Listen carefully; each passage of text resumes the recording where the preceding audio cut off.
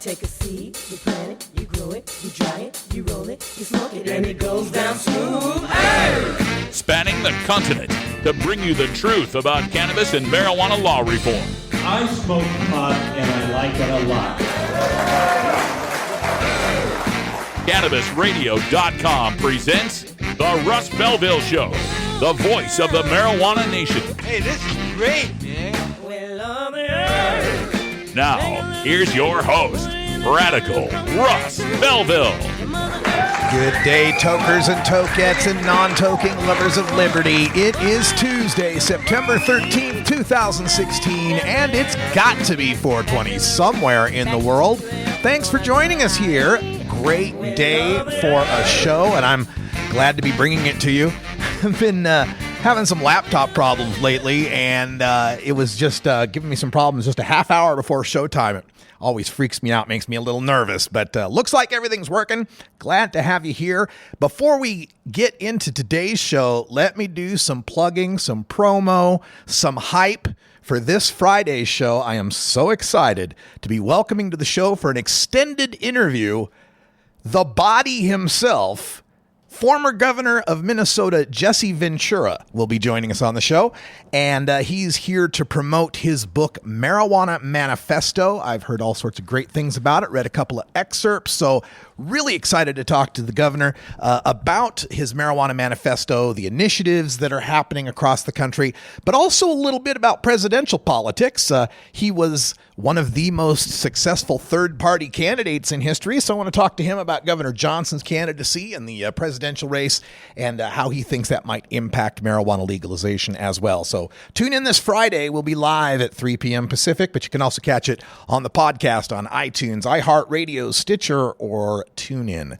All right, on today's show, we've got a great guest as well because we're beginning our countdown to Marijuana Election Night 2016. And, of course, the big prize on the docket is California for marijuana legalization statewide under Proposition 64. But flying under the radar on the national screen is the fact that California's got about 62, I think it's 62, different local initiatives and moratoriums and bans and tax hikes and all sorts of things that the people are voting on city by city, county by county across California. So joining us today in our Government at Work, we will be speaking with Ellen Comp from California NORML, and she's going to give us a rundown on some of the most important votes that are happening there in the Golden State. Also coming up on the show today in Drug War Data Mining, we've got two new polls to show you, one from California on legalization and one from Massachusetts on legalization. We'll drill down into those to show you where the support lies. Also on the show today, in Behind the Headlines, Cannabis Focus, we'll take a look at a new study that reiterates something we've learned from some other studies, and that is that cannabis consumers tend to have a lower body mass index than non-cannabis consumers. Yeah, pot gives you the munchies, but it also seems to make you skinny somehow. So we'll tell you all about that coming up right after the Cannabis Radio News. And in the headlines today, we have got news out of Denver, Colorado, the latest sales figures for cannabis in the state. We've got the latest bad news for the folks at MI Legalize and the Hail Mary attempt to try to get marijuana legalization on the ballot there and defend the voting rights and the petitioning rights of Michiganders everywhere. We've got news from Arkansas, a high-profile donation against medical marijuana, but not a surprising one. We've got news out of my home state of Idaho, where the Idaho State Police are freaking out about all the marijuana that's coming across the state. Then we'll go across the pond to the United Kingdom, where there's a new report in Parliament about medical marijuana. And up in Fairbanks, Alaska, they're wrestling with the issue of cannabis cafes, pot lounges, coffee shops, whatever you want to call them. They're talking about it in Fairbanks. Plus, we'll have time for a radical rant at the end of the show and plenty more news coming up in Hour 2, Toker Talk Radio. I'm Radical Russ, live from beautiful legal Potland, Oregon. We'll be right back with the news right after this.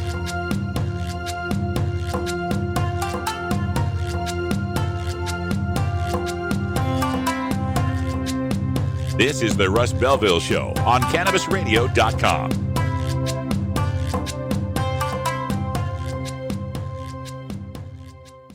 Cannabis use isn't the only thing growing. So are we. Grow with us. CannabisRadio.com. Cash? Sorry. I don't carry around cash, and I don't want to use the ATM and pay surcharges. You don't need to carry cash. Haven't you heard about PayQuick? Okay, tell me about PayQuick. It's the safe and easy way to pay. It works just like your debit card to securely pay for your purchase, and it gives you rewards points every time you use it. Nice. PayQuick, the safe and easy way to pay. PayQuick.com. I'm Radical Russ from the Russ Belville Show. Good day, everybody. Radical Russ here in Aspen, Colorado at the Alaska Northwest Cannabis Classic, at the 26th Annual Boston Freedom Rally, at the High Times Cannabis Cup, Northern California, Day 1 of CannaCon in Seattle, Washington. It's the Russ Belville Show, the NPR of POT, weekdays live at 6 Eastern, 3 Pacific, exclusively on CannabisRadio.com. You're listening to the Russ Belville Show on CannabisRadio.com, where we don't change our mind on decriminalization during an election year. Coming soon to a city near you, Cannabis Finance Boot Camp. Get all your cannabis accounting, legal, and compliance questions answered by their knowledgeable panel of industry experts who want to help your cannabis business boom. Whether you're a grower, dispensary operator, or a newcomer to the field, your cannabis business needs Cannabis Finance Boot Camp. For information on upcoming events, visit CannabisFinanceBootCamp.com.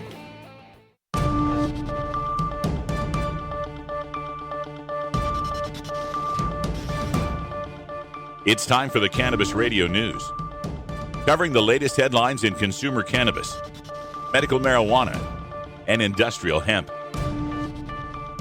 Cannabis Radio News is now available exclusively at CannabisRadio.com.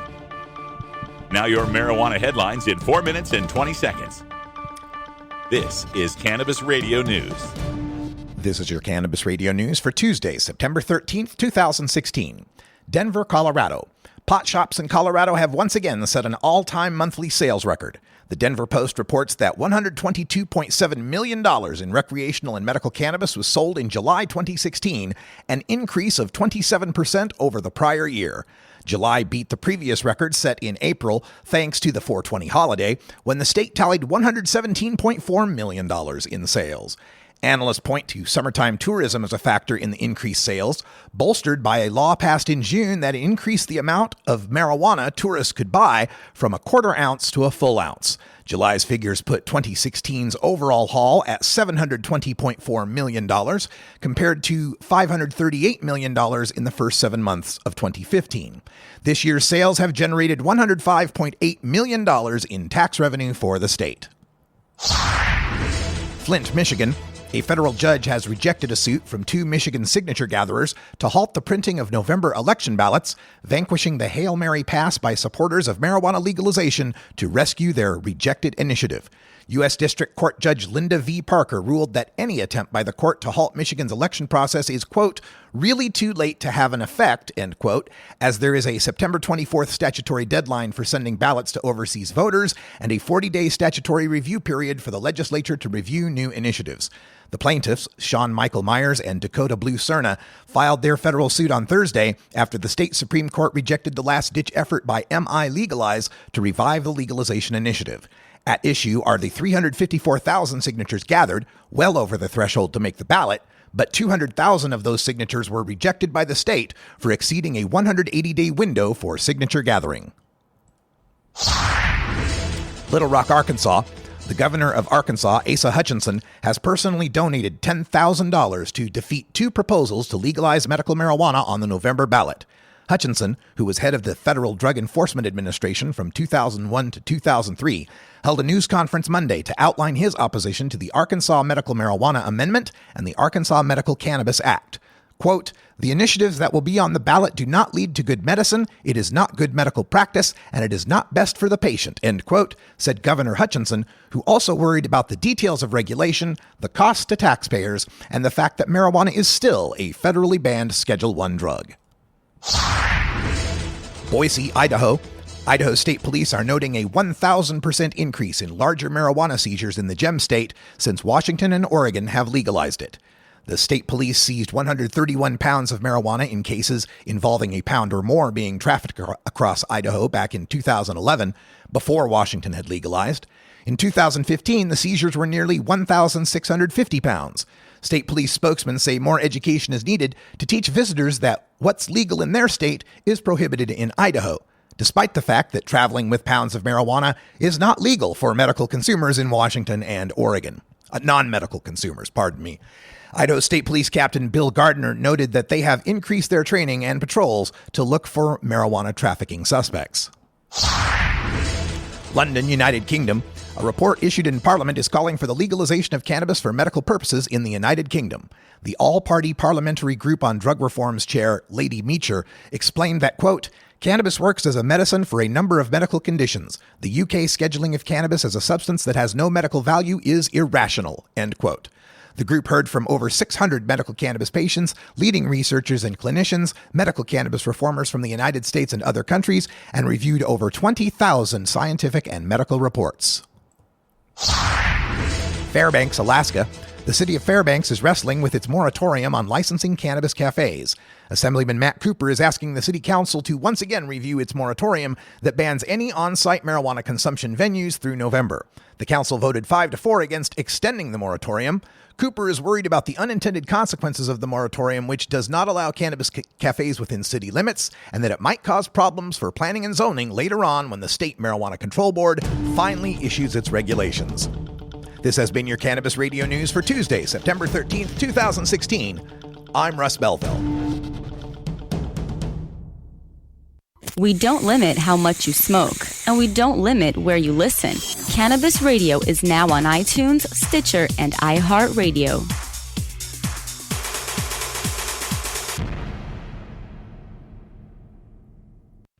While the feds and state are doing their dance, you still need to transact business and manage your cash. Go professional and let your customers pay with PayQuick. They pay you and they earn rewards points.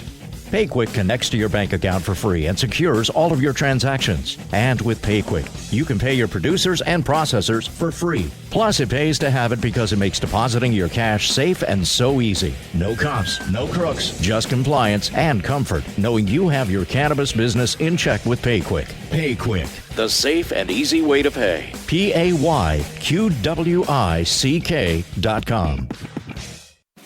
The political climate is at a fever pitch, and the fight for the social fabric of America is set for battle this November. Tuesday, November 8th, the cannabis liberation movement takes a huge step forward, and Cannabis Radio is here to chronicle this legendary moment. CannabisRadio.com and the Cannabis Radio News team will feature wall-to-wall live coverage of all the coast-to-coast voting of state amendments, ballots, propositions, and initiatives that will further progress the cannabis crusade. Join us November 8th for Vote 2016, The Path to Cannabis Freedom, only on CannabisRadio.com. You're not high. You're listening to the Russ Belville Show on CannabisRadio.com. I am a round peg in a square hole. Okay. Maybe you're high, too.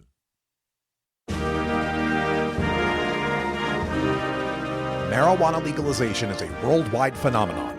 Get yourself positioned for the global cannabis marketplace by attending the International Cannabis Business Conference in Vancouver, British Columbia, Canada. You'll learn from established cannabis professionals, elected officials, and internationally recognized marijuana law reform activists. You'll also enjoy the ICBC's famous VIP party featuring ICBC special guest speaker and Canadian native Tommy Chong. The ICBC is happening in Vancouver on Thursday and Friday, October 13th and 14th at the Hyatt Regency. Log on to internationalcbc.com today to reserve your tickets. That's internationalcbc.com and bookmark our page for the next ICBCs taking place in Berlin, Germany and San Francisco, California. Don't miss the International Cannabis Business Conference, internationalcbc.com. The world of cannabis is evolving at a frenetic pace. The Russ Belville Show gets behind the headlines to take a deeper look at breaking news in our Cannabis Focus. Today in the Cannabis Focus, we're taking a look at a study that's being reported in livescience.com that daily marijuana use is linked to lower BMI. BMI, of course, being body mass index, which is a measurement of your thickness versus your height, basically. I mean, there's more to it, but it's an idea of just how much body fat you've got or how large you actually are.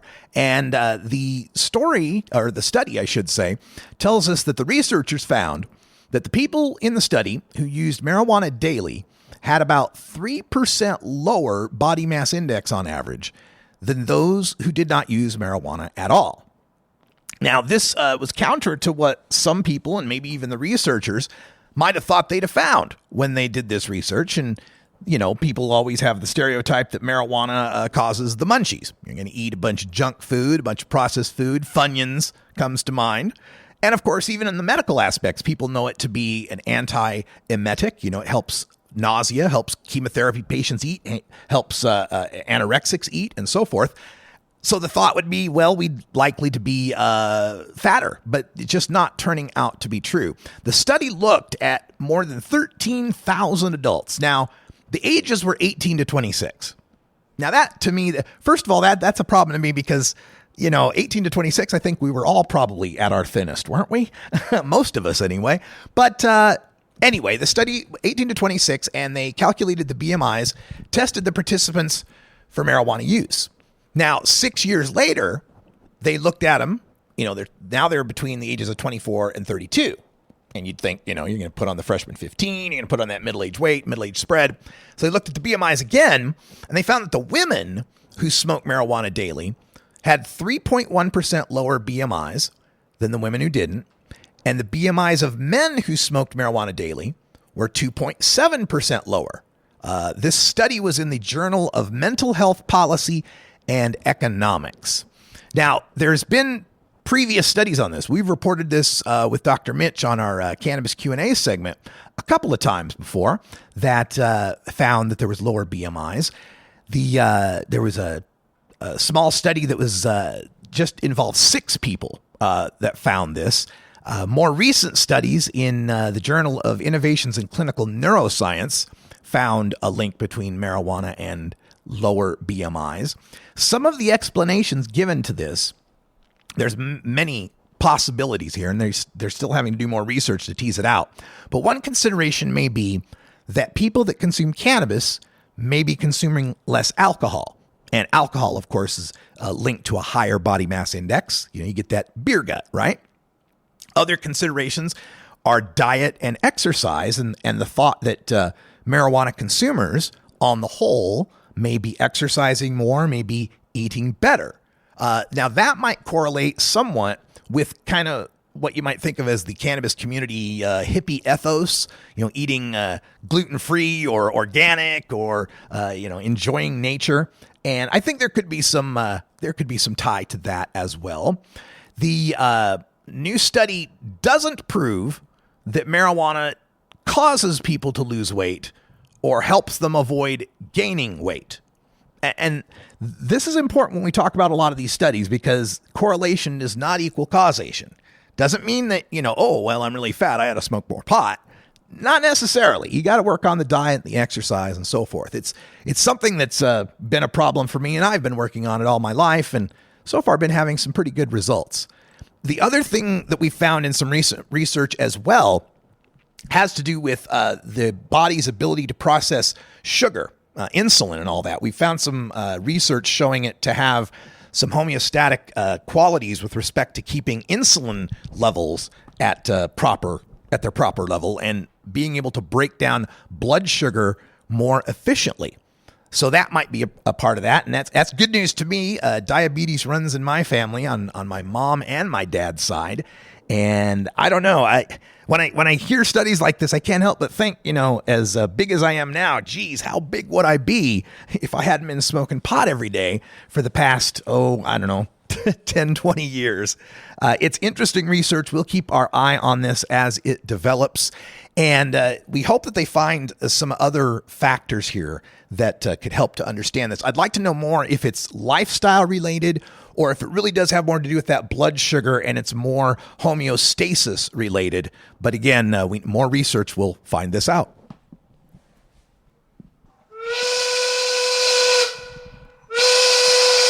Looks like I picked the wrong week to quit smoking. Oh, no, it's never a bad week to quit smoking. Tobacco, that shit's bad for you, man.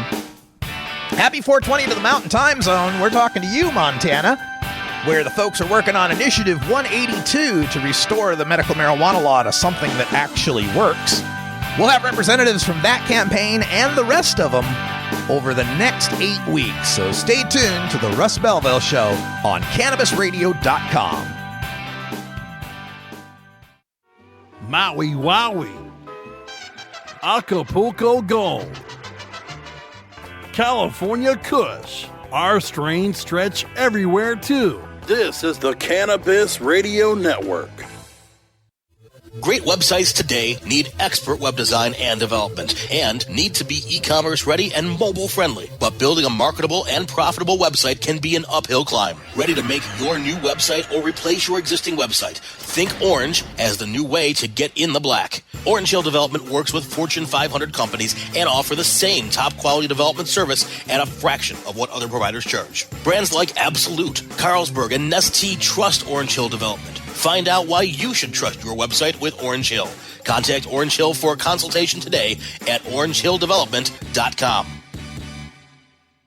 From high atop Mount Soledad in San Diego, California, 100 feet above sea level. Good morning. It's good news with cannabis nurse Heather. This plant is amazing. Positive change is happening. We did it.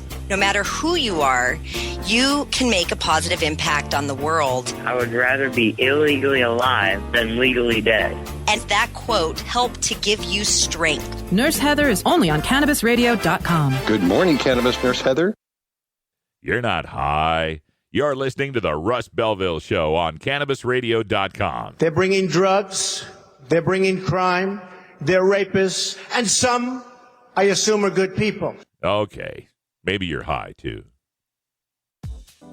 The Russ Belville Show is proudly sponsored by the Marijuana Business Association. The MJBA, called by NBC News the Cannabis Chamber of Commerce, is the fastest growing business association in the fastest growing industry in America. I've been working with the MJBA for years, and I personally invite you to join the MJBA. MJBA also publishes the popular MJ Headline News on Facebook and the MJNewsNetwork.com and Marijuana Channel 1 on YouTube. Visit mjba.net for more details.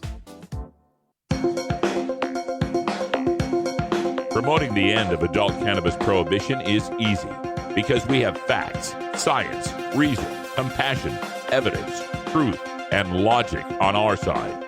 It's even easier when researchers catalog it all for us. Learn how to gather the facts on marijuana use, arrests, seizures, rehabs, drug tests, and more on this edition of Drug War Data Mining.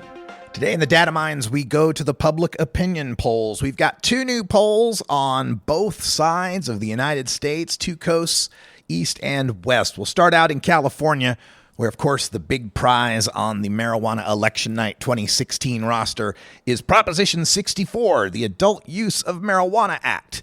This would, of course, legalize personal use of marijuana defined as 1 ounce in public, 6 plants inside at home, and the results of your harvest.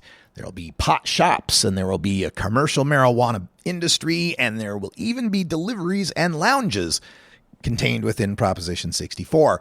The latest poll comes to us from USC Dornsife and Los Angeles Times, and it tells us that Proposition 64 is backed by 58% of California voters, 58% in the polls.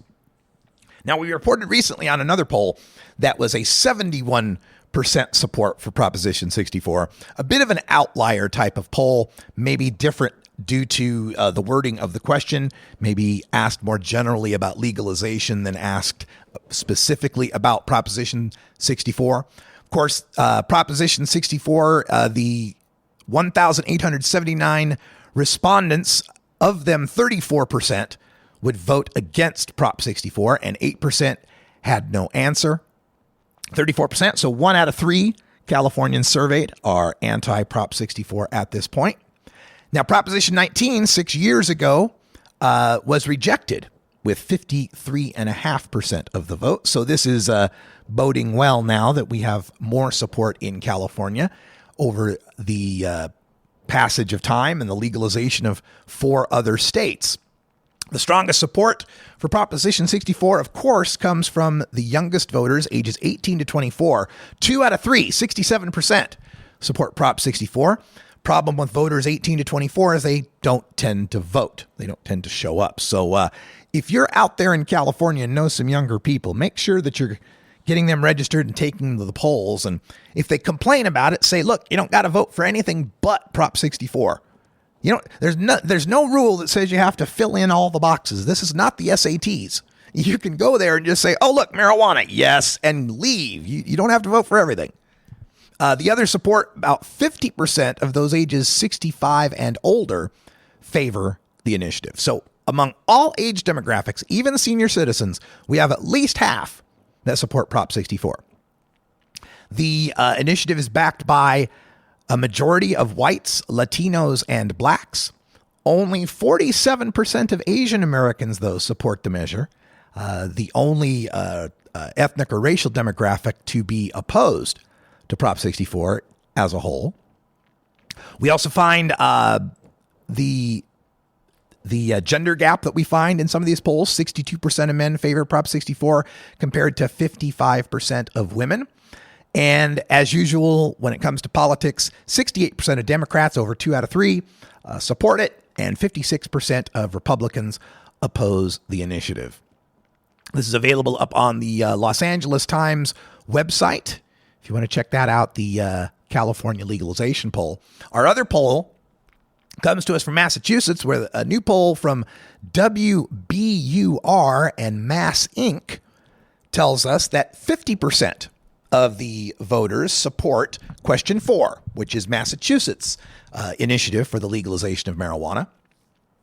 45% are opposed, and 5% said they don't know. This is a very close poll. 50 to 45 is a 5-point lead, not much. And as we continue in through election season, the tendency is for initiatives to lose support as time goes on, as more voters hear the scare ads and get more confused and frightened about what change might be coming to them. So 50% is good, but we'd like to see that number a little bit higher. Having such a low undecided number is also interesting. Only 5% of the Massachusetts voters haven't made up their mind yet. Now, the tendency of undecided voters, again, is to break toward no on these things because it's easier to reject change than to accept it. The age groups, of course, the younger people, again, support the legalization much more than older folks. The poll also showed that 48% of the people believe people using marijuana present a public safety hazard, and 43% say they don't. Then we also had 80% of the respondents say they don't think marijuana use is morally wrong, which is good news. As far as it being a gateway drug, half of the people said it is not. 43% say it is.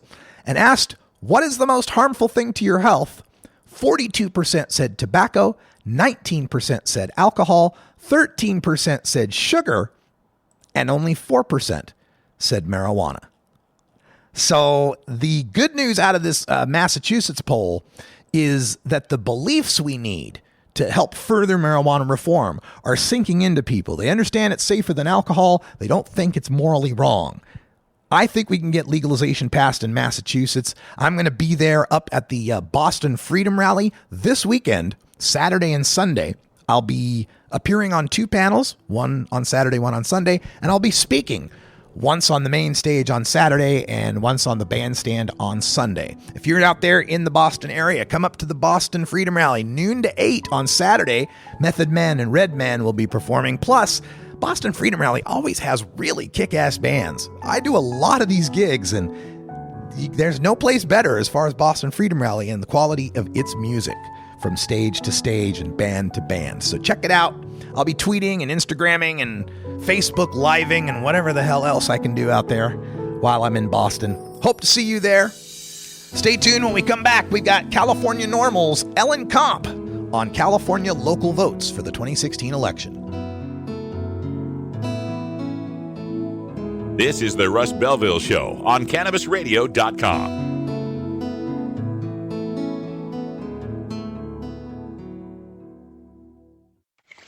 How high do you like your profit margin? CannabisRadio.com. Play as Ted Growing, expelled botany sophomore and the biggest grower in town, only on Weed Firm Replanted. Available on the App Store and Google Play. It's a lot of work being the biggest grower in town. Maintaining a room full of plants while dealing with a slew of eccentric customers? From a hardcore partier to the curious neighbor next door. Is anybody home? Help me expand my bud business by unlocking new strains, customizing my grow room, and completing challenges that you can't get enough of. Grow your empire so big you can see it from space. Low on funds? Don't worry. Weed Firm Replanted is free to download. Download Weed Firm Replanted for free on the App Store and Google Play today. Get growing, Mr. Growing. NORMAL stands for Responsible Adult Cannabis Use. If cannabis use is causing problems in your life, consider taking a break or seeking medical assistance. Consider ceasing cannabis use if you have a family history of mental illness. Don't drive or operate heavy machinery while impaired by cannabis use. Cannabis use is not without risks, even though the risks may be far less than those posed by legal drugs. The Russ Belville Show reminds you to never smoke and drive impaired. Hang out for a while and share. At Herbie's Cannabis Seeds, we pride ourselves on bringing you the best quality seeds from the world's most respected cannabis seed producers, all at the lowest online prices. You can find Herbie's seeds at herbiesheadshop.com. All cannabis seeds are sold as souvenirs and as a means of preserving cannabis genetics. Herbie's Seeds in no way intends to condone, promote, or incite the use of illegal or controlled substances. We strongly urge all prospective customers to check their national laws prior to placing an order. Herbie's Seeds at herbiesheadshop.com. Proud sponsors of the Russ Belville Show and 420 Radio.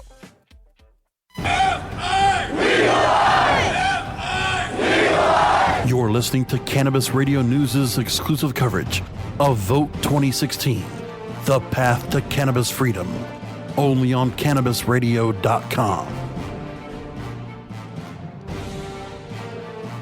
Welcome back, everybody. 32 after the hour, and for our marijuana election night coverage, we've got a special guest joining us from California Normal. It's Ellen Comp on the line. Ellen, how are you doing? Great, Russ. How are you? I'm fantastic. So glad to have you here. And, of course, everybody is looking at California as the big prize. Prop 64 is on the ballot to legalize. It's getting a lot of national attention, but kind of falling under the radar on the national scene is just how much there is being voted on marijuana in California at the local level. And I was hoping maybe you could run that down for us and maybe give us some highlights. Sure. Well, according to the Orange County Register, there are 62 local ballot measures in 25 counties. I'm up to verifying 52 of them in 23 counties, I think. They're all over the place and they're all over the map. Some are taxing retail, some are taxing cultivation, some both, some are taxing medical, some recreational, some both, some of them at different rates. Unlike Colorado's Measure 64, there's no cap in OMA, Prop 64 in California, on what locals can tax. In Colorado, it's 3%. And the reformed CA measure that Cal Normal participated in writing in capped it at 5%. But it's going to be a free-for-all, I guess, if OMA passes in November. And we've seen in the past that whenever a taxation measure is on a local ballot, it's pretty much got a 100% chance of carrying it. Even in places that didn't vote for Prop 19 in 2010, they didn't want to legalize it, but they wanted to tax it if it was legal. So we're actually concerned in a few places, at least, where it seems like taxation could, kill the golden ganja goose, right? Like Santa Barbara, for example, is recommending a 20% tax. Now, this is going to be on top of the 15% tax that's in AMA at the state level, plus a $9.25 tax per ounce, on top of the state sales tax, which is 7% or more, depending on the jurisdiction. Now, medical marijuana patients would be exempt from the state or the sales tax if they if they just have a card, an ID card, which is voluntary at this point. We're going to hope to push for more tax relief for medical marijuana patients at least, and eventually we think it'll shake out that places that are putting too high taxes. I mean, one place wants to put a $50 per square foot tax, and they said they wanted it to be prohibitive. Yeah. Humboldt County and Lake County are looking for a $1 to $3 per square foot tax, depending if it's indoor, outdoor, or mixed light. And that's, obviously a lot more reasonable and welcoming to cannabis businesses. So it's really crazy. Some places have 2 or 3 measures on the ballot, a couple by voter initiative, like say in Long Beach. And then the city councils can put a tax measure on the ballot too. They can't tax without a vote. So if they want to tax, they're going to have to take it to the voters. And so voters in a lot of these places are going to have to decide, whether they want legalization, to be in effect in their city, and if so, if they want to tax it and at what rate. It's interesting. Oregon here, where I'm calling you from, we also have that limit of 3% that you can apply as a local tax. And in Oregon, and now I'm covering Massachusetts as well, and their initiative has a very low tax rate. And a lot of these people are saying, a lot of these analysts are saying, we got to keep the tax rate somewhat low, or else you defeat the purpose of legalization. The unregulated market sales can continue and undercut those taxes. Is that exactly? Are these locals? They're doing these taxations. It sounds like as a way to basically kind of dissuade cannabis businesses from establishing themselves there and cannabis sales to happen. But do they note these unintended consequences? It's only been in a couple of cases where they're actually punitive. A lot of people seem to think there's sort of an unlimited amount of, profit in marijuana. And of course, it's not really the case. Some have estimated the sweet spot for taxation might be around 25%. And already ALMA pretty much has been a tax at that level. So if you start adding, 20% or something, you're getting upwards to, 45% taxation. I mean, that obviously is going to fuel a black market, we think. Yeah. And it will defeat the purpose of legalization. And you'll just getting the same people arrested for participating in the black market, which we want to end, and et cetera. As well as, the other public safety, environmental issues and everything, because, now we're going to also we have a whole regulation layer coming on top, which I'm sure, the other states have seen as well. I'm on my way into a California Department of Agriculture meeting about medical marijuana cultivation. The State Water Board is also holding hearings around the state, as is the Department of Public Health, who's got purview over the dispensaries and packaging and testing labs and things like that. So all of these are going to have licensing fees, on top of the taxes as well. Yeah. So there's going to be a lot to have to deal crazy. with. And this is, I find, of all, no initiative out there for legalization of marijuana has ever passed my muster, but my muster is legal for everyone 18 and older, and you get a free pound on your birthday.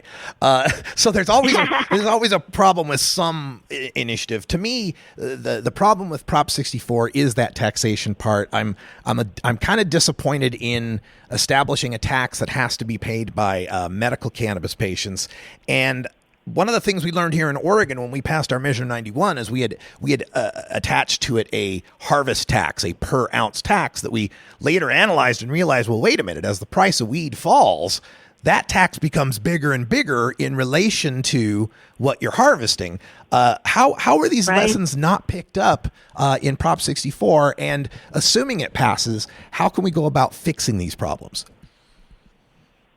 Well, I think, regulation is going to be costly, and so there were taxes put in there to help with it. The good news is that Prop 64 allows for certain sections of it, including the taxation section, to be amended by a simple majority in the legislature, which, we have a fairly liberal legislature. And so they can be adjusted, and I think that they will be. I think it'll be hard, though, for the legislature to adjust local taxes because there's a lot of pressure in Sacramento for local control and local, to let the locals do whatever they want. And so after the fact, I think it's going to be pretty hard to put that genie back in the bottle, Mm-hmm. But again, I think the market forces will help because people simply won't set up cannabis businesses in places where the taxation is too prohibitive.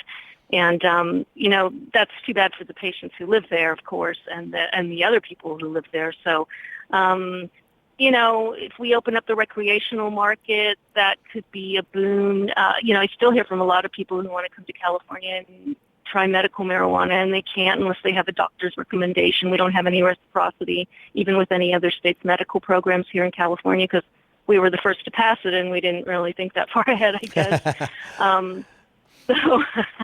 Because that was 1996, so 20 years ago. Yeah, there weren't all these other states with medical programs as well. There's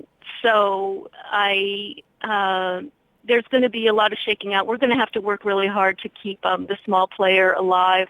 There are a lot of provisions in the medical marijuana law that passed last year, MRSA, or now it's MCRSA, they changed marijuana to cannabis, that prevent vertical integration or too big farms. The MRSA and AMA allow for half-acre farms, but AMA has a provision that in 5 years you're going to be able to have an unlimited amount of cultivation, and they have that in there in case by that time there's a nationwide market and we have to have larger farms to compete somehow with, other states that are doing that. So we'll have 5 years to decide whether to keep that in or whether the legislature can amend that as well.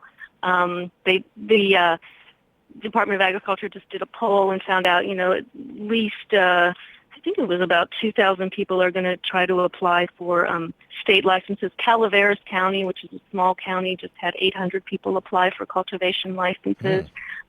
We were just up in Trinity County, which is in the Emerald Triangle, and they're actually talking about having a moratorium on the larger half-acre licenses for at least 2 years and just allow people to sort of start at a smaller level with fewer impacts and show that they're, going to be environmentally responsible and things like that before they allow larger licenses. And I think that might be a good idea in a lot of places. So it's, a lot going to be a lot we're going to have to do over the next few years for sure. With these, I know people say to me, "Oh, well, when marijuana is legal, marijuana won't have any work." It's like, oh no, we're going to have much more work than we ever did before because we still have to advocate that it's applied fairly. And I didn't work all these years for legalization to just say about like a handful of corporations benefit. I want everyone to. So, as well as I think one reason that California and probably Oregon marijuana is so good is because of the cottage industry that's been so strong, the strains that have been built up and the practices and everything and the kind of back to lander movement. And I don't want to see it all be kind of what we call warehouse weed, Yeah. I mean, there's a place for indoor, I guess, but I never really anticipated that indoor would be a factor once we legalized it. But, of course, now the technology is so there and people are so interested in indoor, and of course in a lot of the urban areas and the warehouses. And some places are only allowing greenhouses instead of, they don't want to see it outdoors. Neighbors don't want to see it or smell it. And so there's still some issues even though it's, quote, going to be, quote, legal.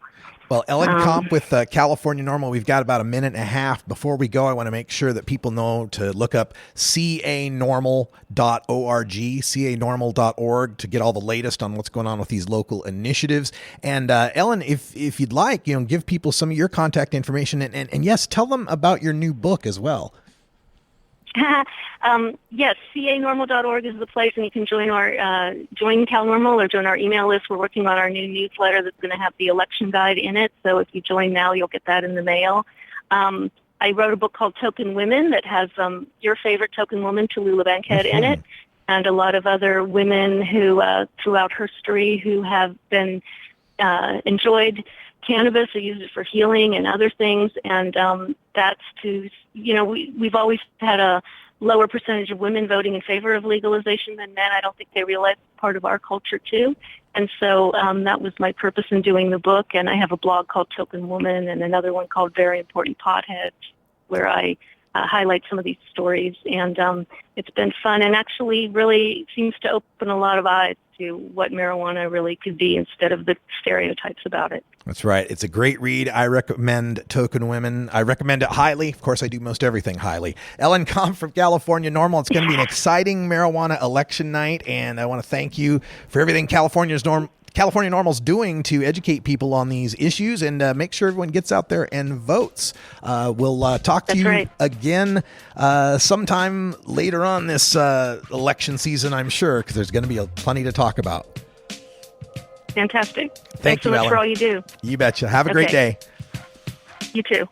Bye. All right, stay tuned, folks. When we come back, we'll have time for a radical rant where I have to make an apology. I do. Sometimes I go off, and sometimes I need to rein myself in. We're going to do a little reining in when we come back.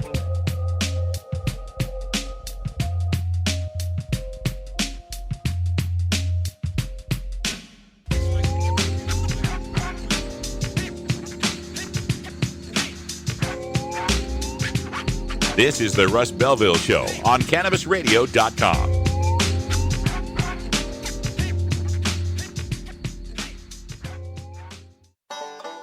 Seed to sale, clicks to conversions, and more.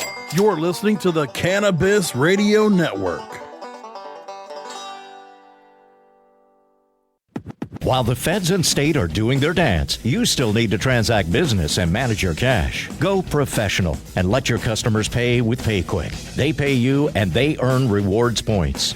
PayQuick connects to your bank account for free and secures all of your transactions. And with PayQuick, you can pay your producers and processors for free. Plus, it pays to have it because it makes depositing your cash safe and so easy. No cops, no crooks, just compliance and comfort, knowing you have your cannabis business in check with PayQuick. PayQuick, the safe and easy way to pay. PayQuick.com. The Tommy Chong Show on Cannabis Radio. You got me running, you got me hiding. Run, hide, and hide, run any way you want, let it roll. Yeah, yeah, yeah. You got me doing what you want me, baby. Girl, what you want me to do? Shut up and do a podcast, as I want you to do. Oh, that sounds like a good idea. The Tommy Chung Podcast, only on CannabisRadio.com. You're listening to Radical Russ on the Russ Belville Show. Hey everybody, it's Radical Russ here from 420 Radio, inviting you to be like me and get your ink done at Lucky Horseshoe Tattoo, Fort Worth's most female-friendly, clean, sterile, awesome tattoo shop. Thomas and his crew are true artists who can design you a custom piece or use a design you bring in. Lucky Horseshoe Tattoo also offers all styles of tattooing as well as piercings and all-around fun. In the DFW area, stop by Lucky Horseshoe Tattoo and tell them Radical Russ sent you. Trust me, it'll feel awesome.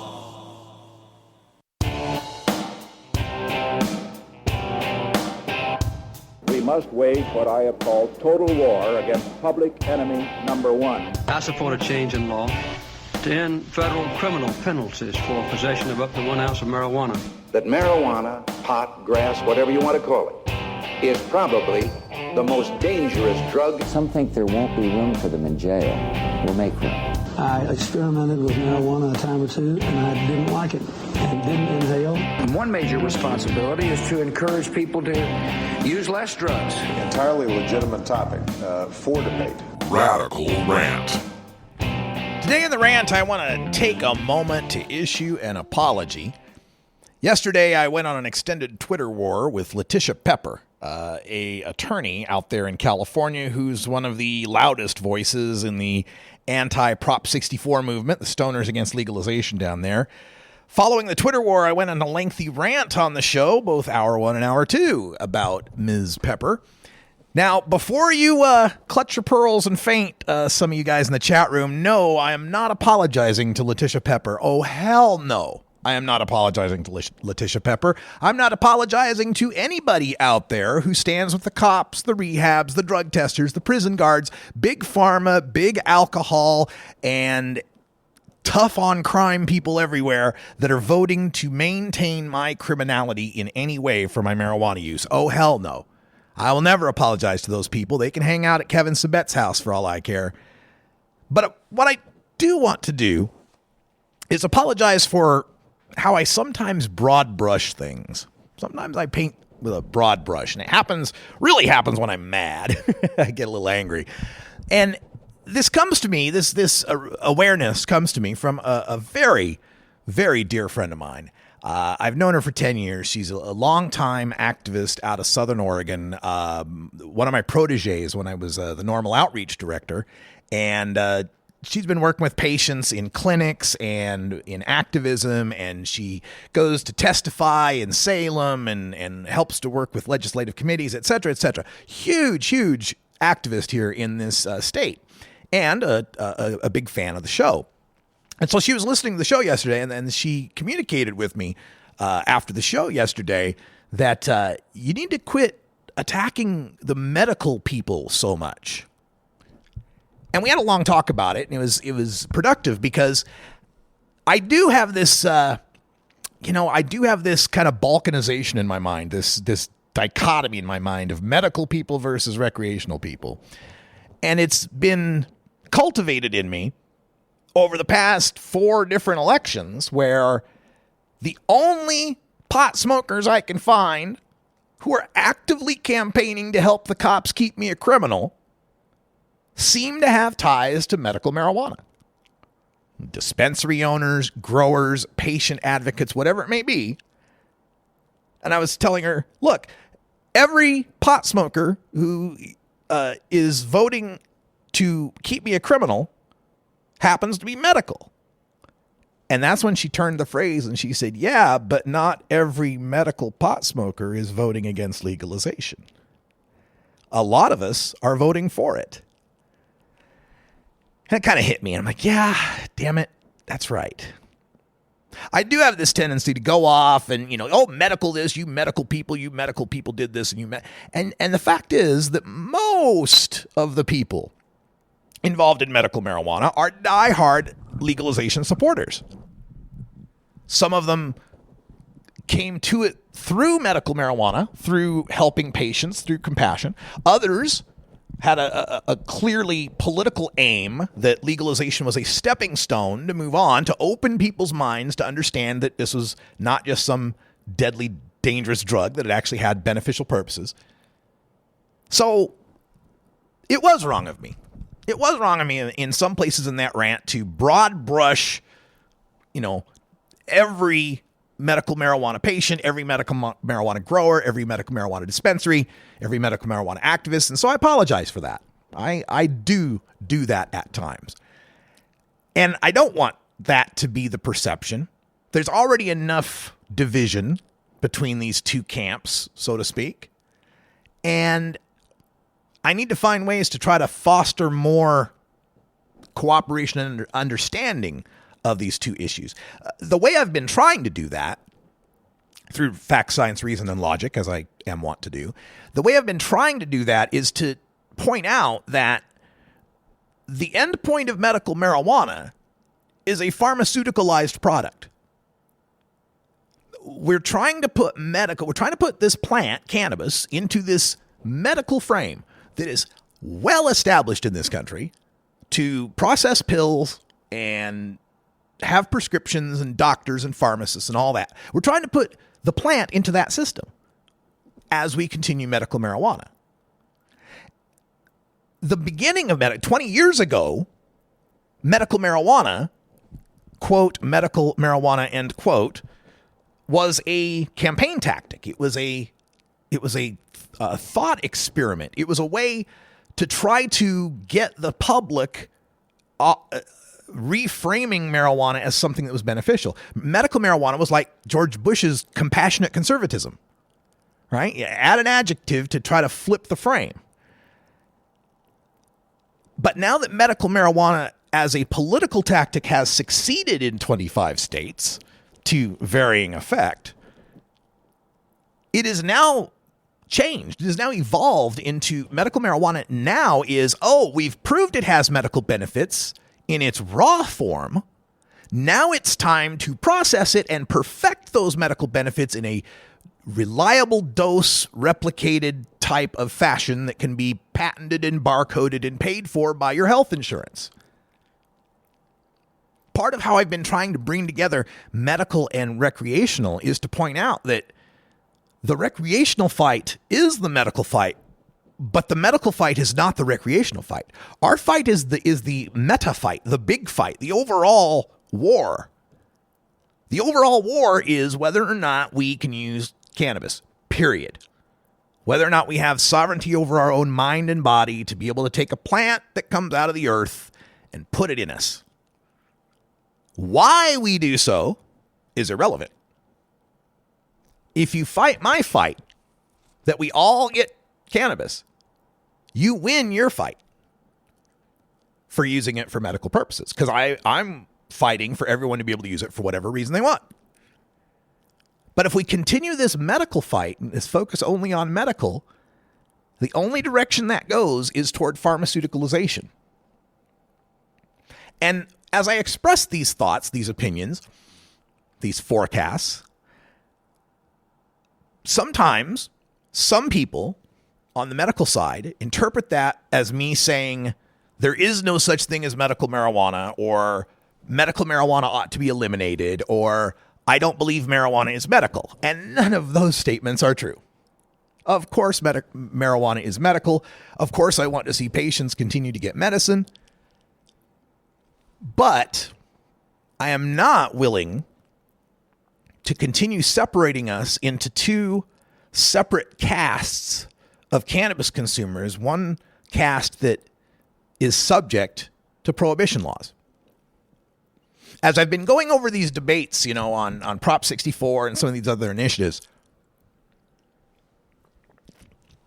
there seems to be this underlying current among some, underlying thread, that there can be no change whatsoever to medical marijuana if legalization is to happen. Like, medical marijuana has to stay in stasis exactly in the form it is right now after legalization passes. And I just don't think that's realistic. I think even absent legalization passing, medical marijuana is going to evolve and change.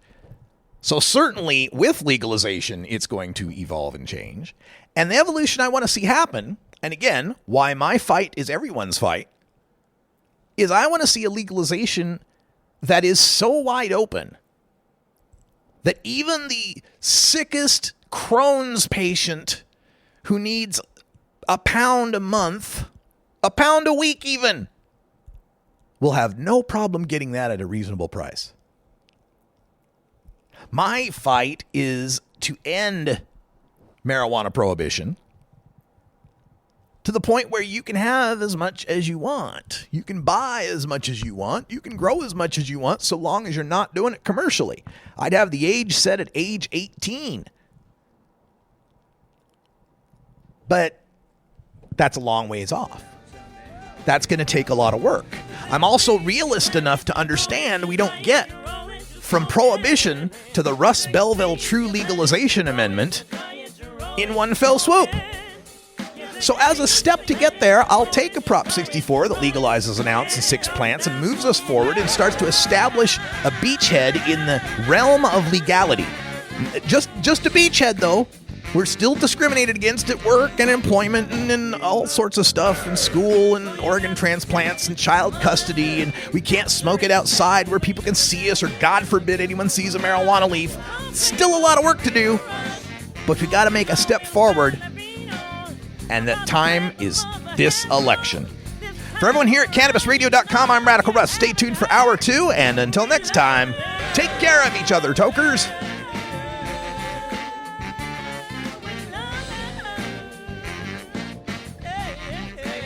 This is the Russ Belville Show. The Russ Belville Show is blogging and podcasting daily at RadicalRuss.com. You take a seed, you plant it, you grow it, you dry it, you roll it, you smoke it. You take a seed, you plant it, you grow it, you dry it, you roll it, you smoke it. You take a seed, you plant it, you grow it, you dry it, you roll it, you smoke it, and it goes down smooth.